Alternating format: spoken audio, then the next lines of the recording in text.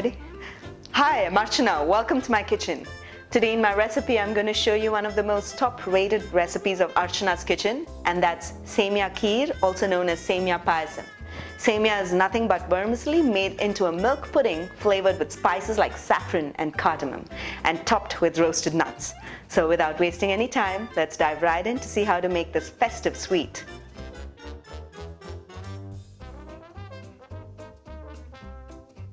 Now to begin making the Semiya Payasam, also known as the Semiya Kheer, I like to use roasted vermicelli, roasted Semiya. There are different types of roasted Semiya that you get. Some of the roasted Semiya is short and brown in color, some are white and some are in long strings. So depending upon the type of Semiya that you get, you can use. If you don't get roasted vermicelli, you will have to roast it in your pan with ghee and then make the Semiya Payasam. So let's dive right in. So I'm going to turn on the heat, add in a little bit of ghee into the pan.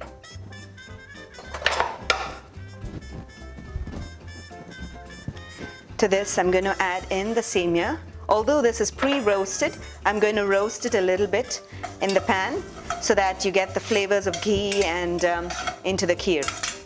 Once the Semiya is roasted, I'm going to add in the milk.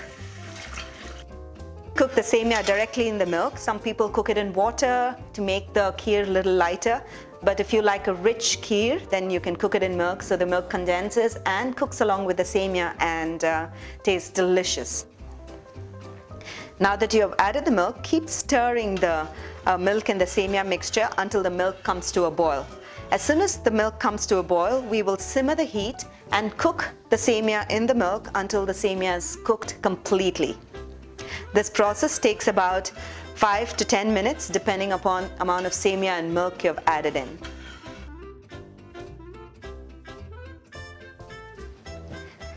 It's been 10 to 15 minutes that the Semiya has been simmering in the milk and the Semiya is completely cooked. I did do a taster.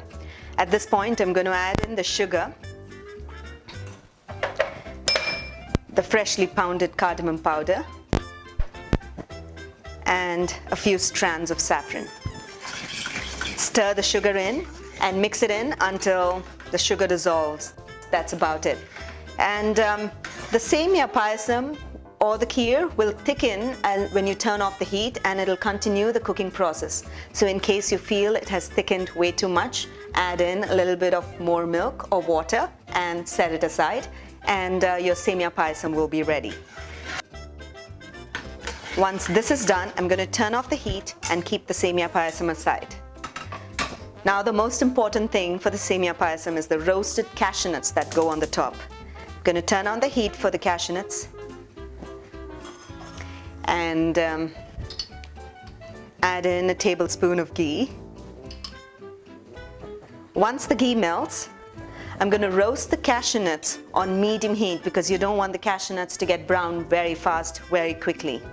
So add in the cashew nuts and stir it on low to medium heat so it roasts slowly and it gets a nice crunchy texture inside out.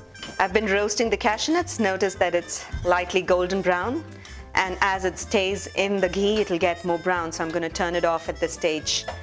I do have some raisins with me, and I'm going to add this to the ghee. Raisins have to be added towards the end, so you don't want them to get gooey, but you want them to absorb the ghee a little bit and fluff up. So as soon as you notice that the raisins have fluffed up, you add this roasted cashew nuts and raisins into the Semiya Payasam. Now that the Semiya Payasam is ready, you could serve them chilled or you could serve them warm. I like to serve them in shot glasses because that's the perfect amount of sweetness that we need after a meal.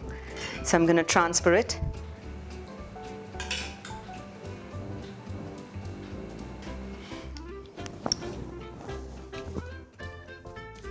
The flavors of saffron and cardamom is coming out beautifully in the Semiya Payasam. Do give this recipe a try in your kitchen, and when you do, don't forget to give your feedback in the comments below. I would love to hear how differently you make Semiya Payasam in your house too.